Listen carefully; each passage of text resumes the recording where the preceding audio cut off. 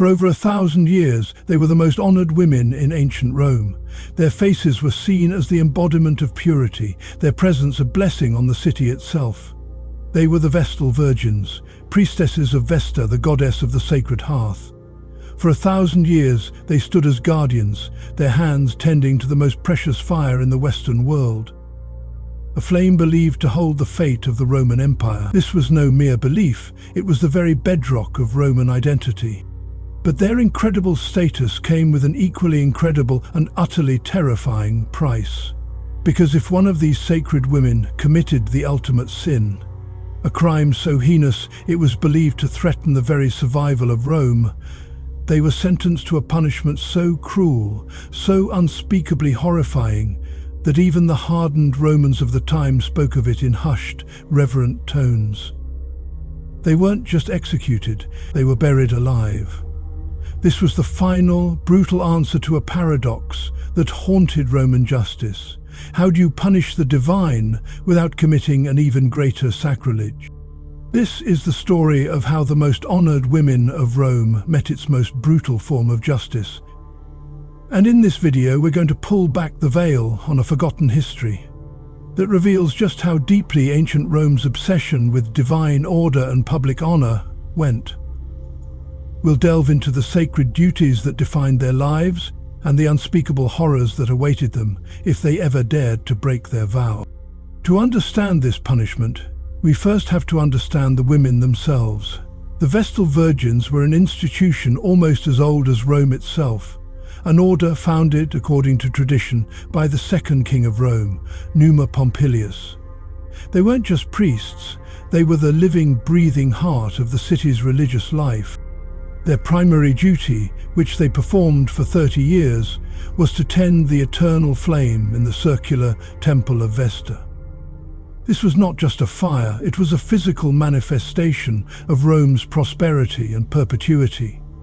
The Romans believed that as long as the flame burned, the city would stand. If it were to go out, it was a terrifying omen that the city itself would fall, its power extinguished just as surely as the fire.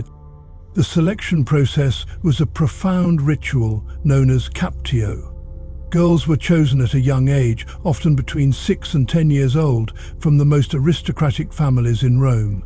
Their selection by the Pontifex Maximus, the chief high priest, was seen as a divine favor, a signal that this family was blessed.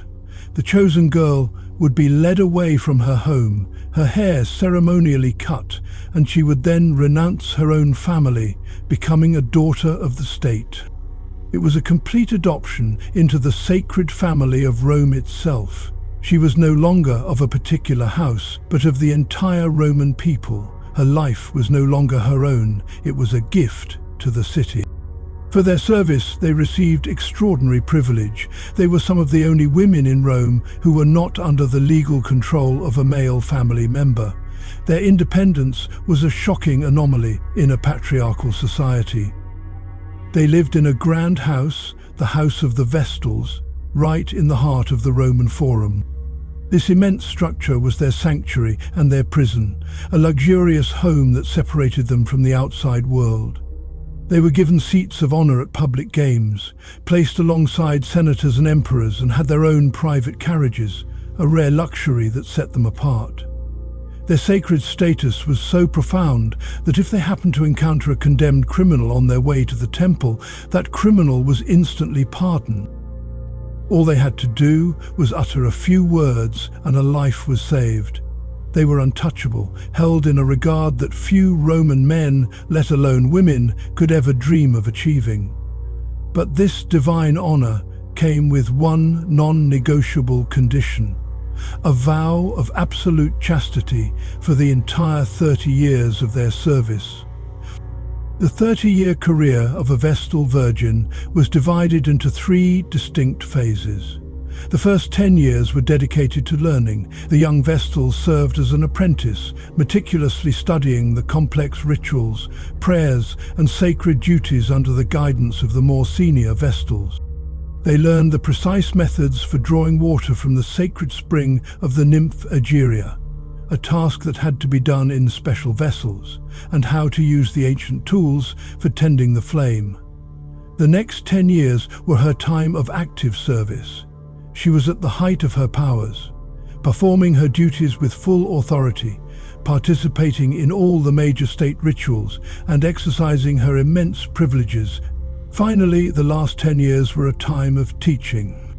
She would pass on her vast knowledge to the next generation of Vestals, ensuring the continuity of the sacred order.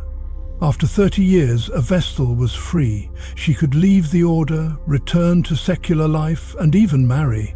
But for most, the transition was too great. Having lived their entire adult lives in a world of sacred duty and divine privilege, the ordinary world must have felt alien. Many chose to remain within the order, living out their days in quiet contemplation. The vow of purity was the bedrock of their entire existence. It was believed that their chastity was what kept the flame burning. It was a symbiotic relationship. Their virtue protected the flame, and the flame protected Rome. Therefore, any violation of this vow, a crime the Romans called incestum, was not just a moral failing, it was an act of sacrilege against the goddess, a cosmic betrayal that was thought to put Rome's very survival in peril. It was a wound to the city's soul. Accusations of incestium were rare, but when they occurred, they were explosive. It was a scandal that ripped through the city like wildfire. The accused Vestal was brought before the Pontifex Maximus and the College of Pontiffs. The trial was a solemn affair, but often the verdict was already decided by public rumor and superstition. The Romans were a deeply superstitious people, and any public calamity was often blamed on a moral failing. If a plague, a military defeat, or a devastating famine struck Rome, the people were quick to point a finger. Someone must have sinned, and the first place they looked was always to the Vestals. The immense pressure on the Pontifex Maximus was to be seen as acting decisively to appease the gods and restore divine favor. He would question the accused Vestal, examine her conduct, and often rely on the testimony of witnesses who might have a grudge or be swept up in public hysteria. The weight of the empire, of thousands of years of tradition, rested on his verdict. But a Vestal was a holy figure. Her sacred blood could not be spilled by human hands. It was the ultimate paradox. How do you punish a divine offense without committing a greater one? The solution was a punishment as terrifying as it was ingenious. If a Vestal was found guilty of incestum, she was not executed. She was buried alive. This ritual was not merely punishment, it was a symbolic act of purification for the city, a desperate attempt to bury the sin and appease the enraged gods. The journey to the Campus Sceleratus, the field of wickedness, was a funeral procession for a person who was not yet dead. Stripped of her sacred robes, her immaculate white gown was replaced by the simple, somber attire of a corpse. Her hair, which had been so carefully arranged to denote her sacred status, was undone, and her face covered with a veil. She was paraded through the city on a funeral litter, just as any other corpse would have been. The Romans were commanded to mourn, to treat her as if she were already a corpse. She was carried to a site in the Quirinal field, where a small subterranean chamber had been prepared for her. The silence of the crowd was a heavy, suffocating weight, broken only by the mournful wail of the funeral horn. This was not a moment of joy or vengeance, but one of collective grief and terror. This chamber was meticulously designed to sidestep the sacrilege of murder. It was not a tomb, it was a furnished room. Inside, there was a small couch, a small lamp, and a small supply of bread and water. The Romans could, in their legalistic way, claim they had not killed her. They had merely provided her with the essentials of life and left her to the will of the gods. They would not spill her blood. She would die by her own hand, or by the slow, suffocating embrace of the earth.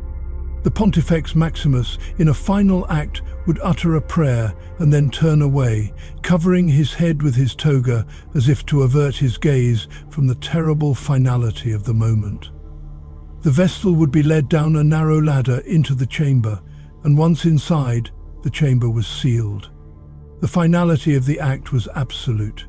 The earth was shoveled over the top, and no trace of the entrance remained. The Vestal was now completely alone in the dark, with nothing but the fading light of her lamp and the terrible realization of her fate. She would die of starvation, dehydration, or the slow consumption of the air. It was a death designed to be as terrifying as it was symbolic. While burial alive was the ultimate punishment for incestum, lesser transgressions also carried severe consequences. The sacred fire in the Temple of Vesta was the most important symbol of Rome's divine protection. If a Vestal, through neglect, allowed the flame to go out, it was considered a terrible omen, a sign of impending divine wrath. It wasn't just carelessness, it was a failure of her sacred duty, and a punishment was immediately carried out. The Vestal was brought before the Pontifex Maximus, who would lead her into a darkened part of the temple. There she would be stripped of her robes and publicly whipped as punishment for her neglect. It was a humiliation far worse than the physical pain. It was a public stripping of her dignity and her sacred purity. It was a powerful message to all Romans that even the most privileged were not above divine punishment. The Vestal Virgins and their terrifying punishments are a stark window into the Roman mind. They weren't just a part of a religious system, they were a part of the state's control. Their purity was a tool of public order, and their punishment was a ritual designed to restore that order when it was broken. It was a system that worked for over 1,000 years, ensuring that the Vestals upheld their duty, and the Roman people were constantly reminded of the sanctity of their tradition. But like all things, their time came to an end. The rise of Christianity and the decline of the pagan religion created a tension that could not last. In the late 4th century AD, the Christian emperors began to dismantle the old pagan cults. In 382 AD, the Emperor Gratian seized the sacred funds of the Vestals, and in 394 AD, the Christian Emperor Theodosius I formally outlawed all pagan cults, including the Vestal. The sacred flame of Vesta, which had burned for over a millennium, was finally extinguished. The Vestal Virgins were disbanded, their legacy sealed in the annals of history. Today, the Temple of Vesta is a silent ruin, but the stories of the Vestals remain. They remind us of the immense power of belief and the chilling depths to which a society will go to preserve its perceived divine order. The Vestal Virgins were Rome's most honored women, but they were also its most vulnerable, living and dying as a testament to a truth so ancient it feels alien to us now, that in the eyes of the gods, the most sacred virtue and the most terrible punishment can be separated by nothing more than a single flickering flame.